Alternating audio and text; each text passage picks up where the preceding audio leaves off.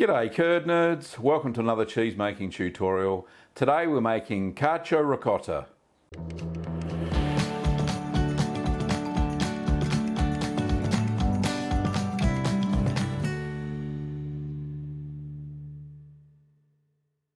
Now Cacioricotta is a very simple Italian farmhouse style cheese. Now you don't have to use any special cultures for this cheese. I used a Greek yogurt as the starter culture for this and it's turned out quite well. It differs a little bit than normal cheeses because you actually add the salt to the milk. This helps to expel more whey during the cheese making process and you actually get a higher yield. Also, it's very similar to ricotta in the very first stage where you heat the milk up to a high temperature. Anyway, let's get on and see how I made Cacioricotta. First of all, sanitize all of your cheese making equipment.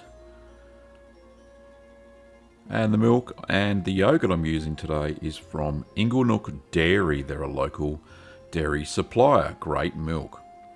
Lay all your utensils and ingredients out and make sure they're ready to go before you start making cheese. The French call this mise en place. The ingredients you'll need for this cheese is 4 litres or 4 quarts of whole cow's milk, or you can also use goat or sheep or any combination of the three. Half a teaspoon or 2.5 millilitres of calcium chloride diluted in 1/4 cup of non-chlorinated water if you're not using raw milk. 85 grams or 3 ounces of non-iodised cheese salt, coarse. 115 grams or 4 ounces of prepared yogurt, either Greek or Bulgarian is fine. 1.5 millilitres or 5/8 of a teaspoon of single strength liquid rennet, diluted in 1/4 cup of non-chlorinated water. I'm using IMCU 200. So once your milk is poured into your pot, if any cream is floated at the top, then now's the time to give it a whisk. So the first ingredient we're going to add to the milk is the calcium chloride. So just stir that through for about a minute.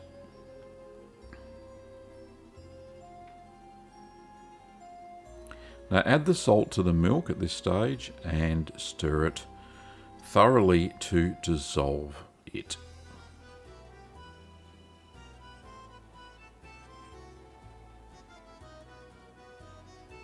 Now it wasn't dissolving fast enough for my liking, so I moved to using a whisk.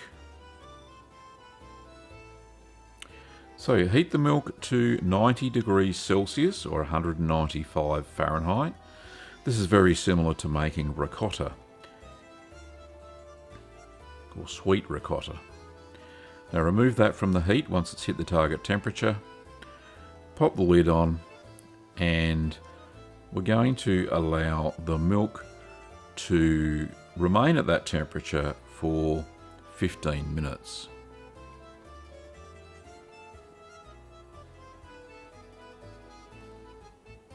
So 15 minutes later, I'm just putting it into a cool water bath.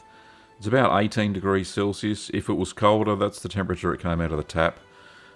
But we're trying to rapidly cool down the milk now down to the target temperature, the first target temperature, of between 42 and 43 degrees Celsius, or 108 to about 110 Fahrenheit. Now we want to move past the danger zone as quickly as possible so it doesn't get infected with any unwanted bacteria or yeasts. Now I did have to add some ice to the water bath because it was heating up quite rapidly and that assisted in cooling down the milk. So I'm pretty close there. So I just set the precision cooker at the target temperature I want to make this cheese at, which was about 42 degrees Celsius. And I've kind of overshot the cooling there, but that'll be okay. It's only 1 degree off.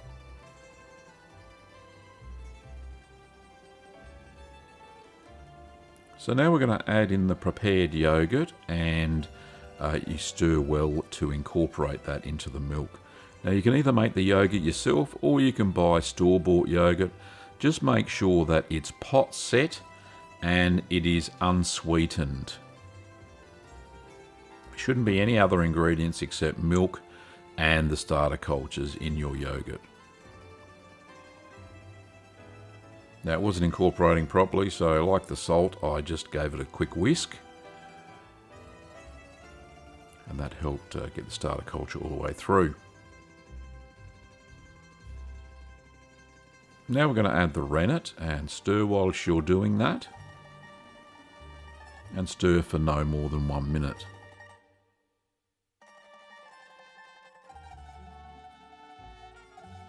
Pop the lid back on top and we're going to allow that to set now for 1 hour.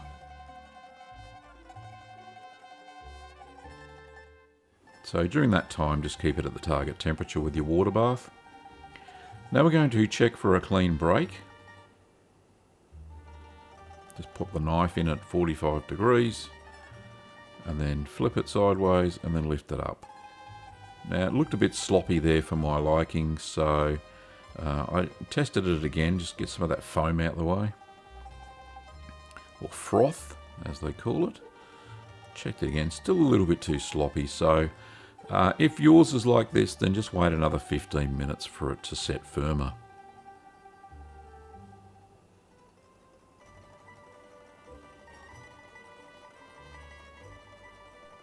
So 15 minutes later, I'm checking for a clean break again. And that's much better, much firmer. So cut the curds into 4 centimetre or 1.5 inch columns. So in a checkerboard manner. Don't do any of the horizontal cuts. So allow the curds to heal for 15 minutes. Now they're very delicate curds because we heated the milk up to such a high temperature. So what we're going to do now is we're going to use a balloon whisk and just cut the curds smaller just by stabbing it up and down. And that should cut the curds all the way through, which it has. Now we're going to stir the curds for 10 minutes very gently because they are very delicate.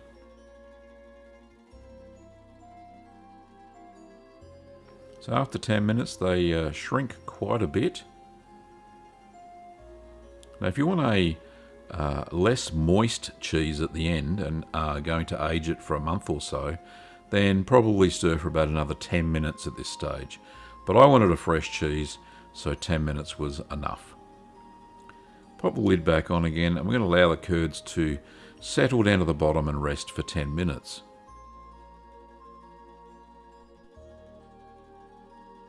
So after 10 minutes we grab a sanitised sieve and a ladle and we're going to remove the whey down to the level of the curds.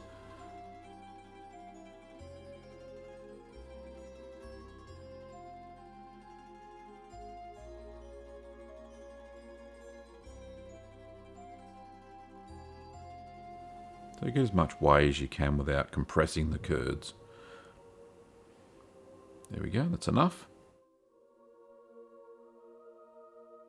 Now using 2 medium-sized baskets, just ladle the curds evenly into both of them.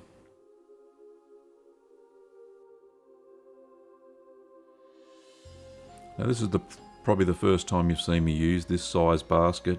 It's part of our blue cheese basket set. This is not a blue cheese, of course, but it was just the right size for this cheese, and you can find that over at littlegreenworkshops.com.au. So put all the curds into the basket. If it doesn't all fit, just let it drain for a little bit, and then just pop the rest in. There we go.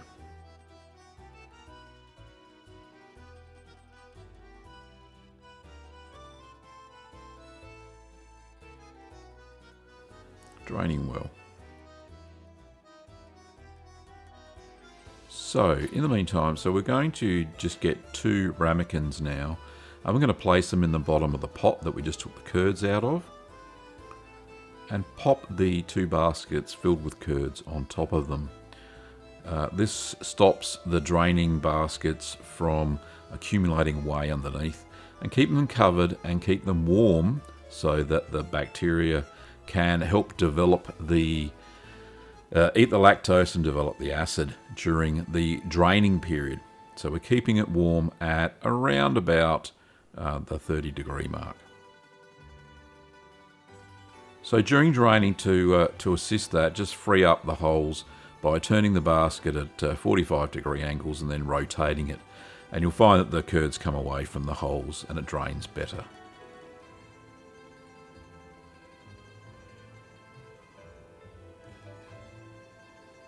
So after about 2 hours, you should be able to take them out of the baskets and just flip them in place and then pop them back into the pot again to keep draining for the full 4 hours.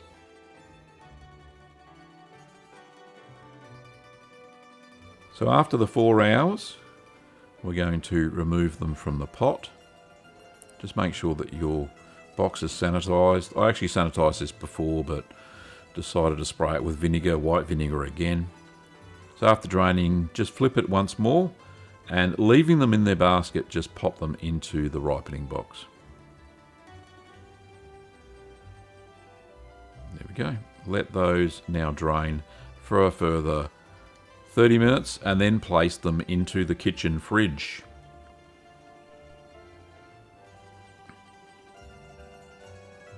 So I'm just sanitising my hand with raw vinegar there.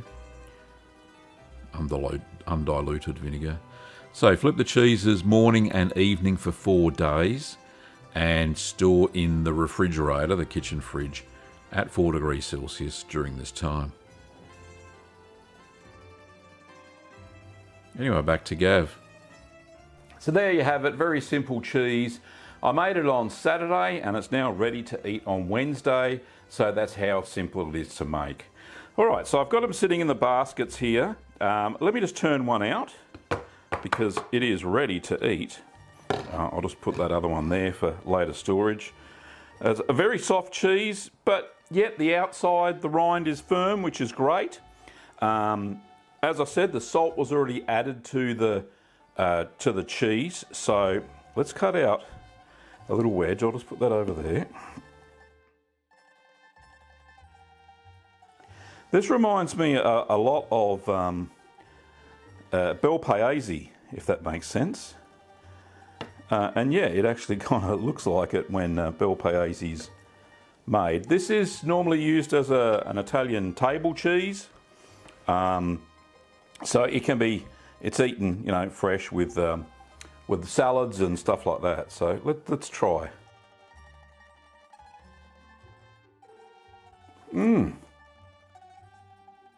Nice simple flavour. It's creamy. A little bit of salt there from the salt that we added into the milk. I didn't add any other salt, which is fantastic. But yeah, nice, not firm, soft texture. You could probably spread it on toast if you wanted to, on bread. But yeah, it holds its structure. I wouldn't say it melts because it's not made in that style. So you probably would have a bit of trouble trying to melt this. But yeah, very nice.